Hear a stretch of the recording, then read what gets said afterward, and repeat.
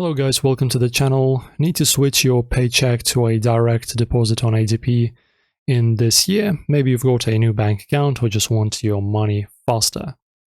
So first grab your new bank details, routing number, and account type, check or savings. Check these on a voided check or your bank's app, not a deposit slip, to avoid errors, per ADP's guide. Have your ADP login ready.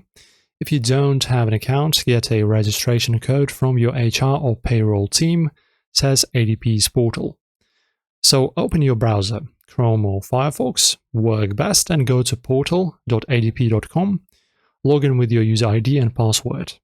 If you forgot them, you can click on Forgot User ID or Forgot Password. So once in, click Pay or Myself.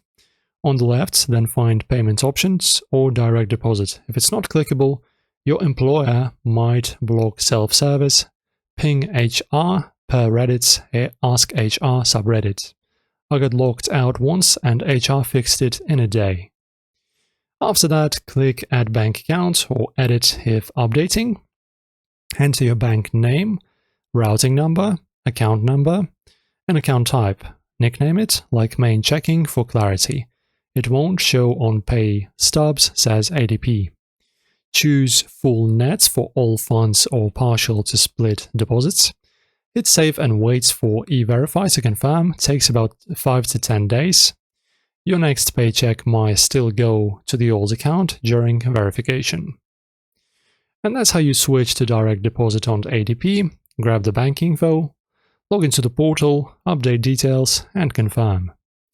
Change yours, drop your experience below, like and subscribe, and hit that notification bell for more payroll hacks. Catch you next time.